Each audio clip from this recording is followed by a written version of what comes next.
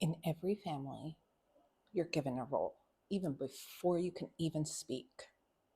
My brother, he wore the crown.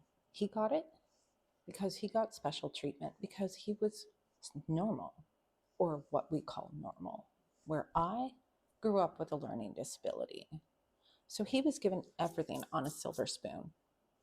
Shove that thing right in your mouth because that's how far back it went. Where I had to struggle.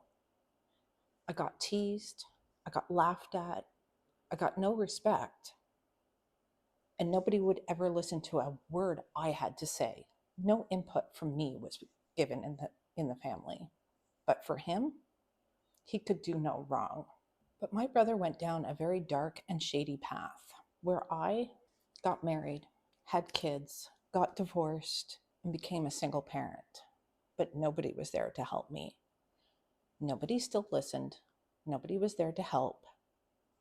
But he got everything. And this is where my story begins. And because he went down a dark and shady path, it breaks my heart to see what choices he made and how much he threw away. And because of my learning disability, my brain, it works a little bit differently than everybody else. It takes me longer to process the information given to me.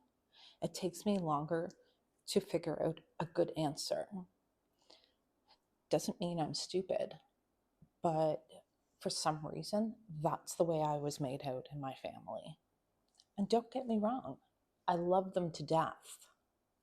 I spent my whole life in Canada fighting in my family to be equal, to have the same respect given to me as it was to everybody else, my parents, my brother, my cousins, everybody.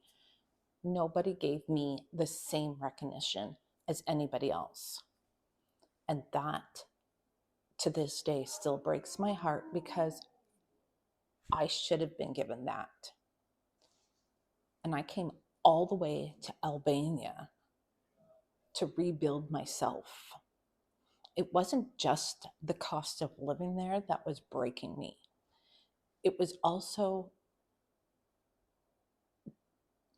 my family sitting there saying, oh, it's okay, your brother has this under control. Oh, it's okay, he's got it. But then when they couldn't depend on him and he couldn't do the driving around anymore because he lost his license, and oh, I finally got it. But let's just rewind there for a second. When we were teenagers, they sent him to Young Driver's Ed. Me, I was told to do it through my school. And my school was an entire special ed. I wasn't doing that. So to me, it wasn't fair because he could have done it through his school too. But it saved the money to send me through my school. When I did finally get my license, they wouldn't even lend me their car to take my own kids to camp. But he was allowed to drive me. He smashed up many of their cars. I haven't even got into a single accident, but because I'm a girl with a learning disability, there was the unfairness. Now let's talk about the switch. When that phone rang 3 days ago and my mom was on the other end, she didn't sound herself. She sounded weak and fragile and desperate for somebody to come and help her. And I totally get where she's coming from. She's just spent the last year of me catering to every whim. I'm sorry, but I don't wear the crown. He does. But he's irresponsible now. He's gone down a path that I don't even want to talk about. He drains our bank accounts and thinks it's funny. He laughs at me every single time I make a comment. But if he didn't go down that path, would she still be calling me? That's what I want to know. So she calls and she's like, Carrie, I need you to come back to Canada. I have to go in for surgery and I keep falling. I need somebody to take care of me. I've spent my entire adult life trying to be equal to them. And now, as my brother's not reliable, now all of a sudden I get the crown? I don't want it. Take it back. I don't understand why you can be this way to a child, even when your child's an adult. I don't deserve this. I've started a whole new life here, and I'm so happy. I have a great house. I have a job. I have friends here. I can provide for my son. And in that time that I've been a parent, I've neglected my own children because I was still fighting those demons deep down inside of me, trying to prove to my parents that I could do what they needed. So I'm here in Albania, and I want to make that bond with my son. He's 17 now. I want to be a mom to him. I couldn't to my other three. And it has caused such a rift between my kids and I because I couldn't clearly see what amazing children I had and how much I was throwing them to the side to try to make up for something from years ago that I didn't even cause. And that's not fair to me to have to drop everything and run back. And I'm not trying to be mean here, but come on. I'm allowed, as an adult and as a single mom, I'm allowed to say no.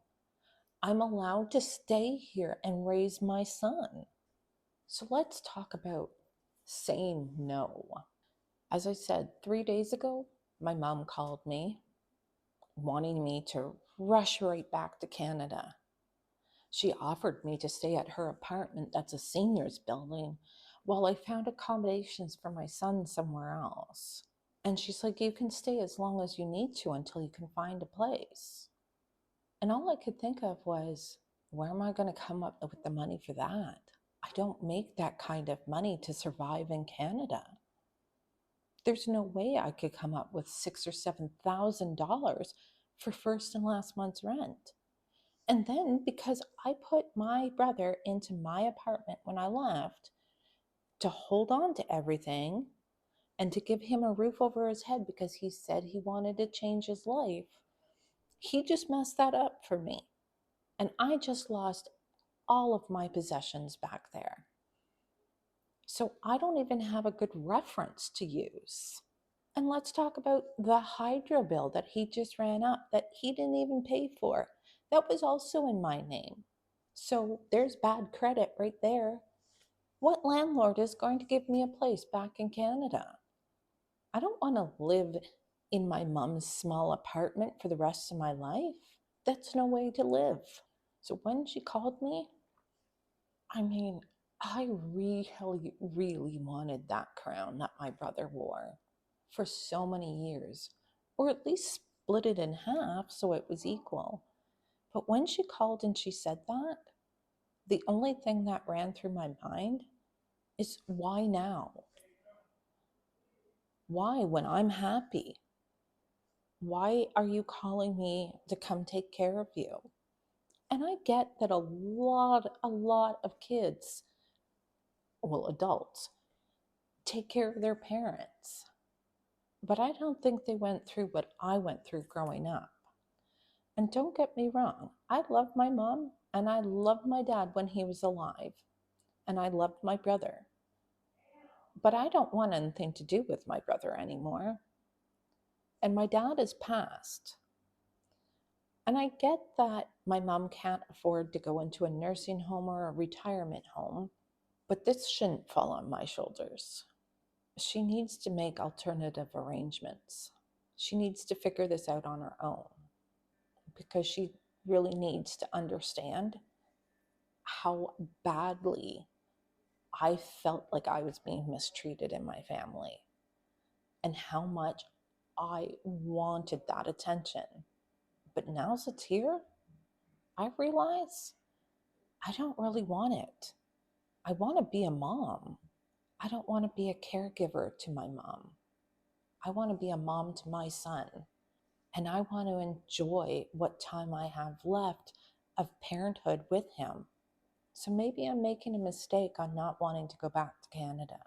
Maybe I'm being a little selfish, but isn't that my choice to make and not hers? Choosing my life with love. I'm not doing it to be mean, or I'm not trying to get back at her for everything that didn't seem equal. I'm doing this because I'm choosing to love myself. I'm choosing to let those demons go, and I'm choosing for once in my life to love me and figure out who I as a person is going to be. I'm 54 years old now, and I'm just figuring out that I've spent my entire life trying to be somebody that I wasn't. I was trying to be that perfect golden child for my parents so that I could receive the love and attention just like my brother. And now I choose to love me. I choose me. And if that's selfish, I'm sorry, but so be it.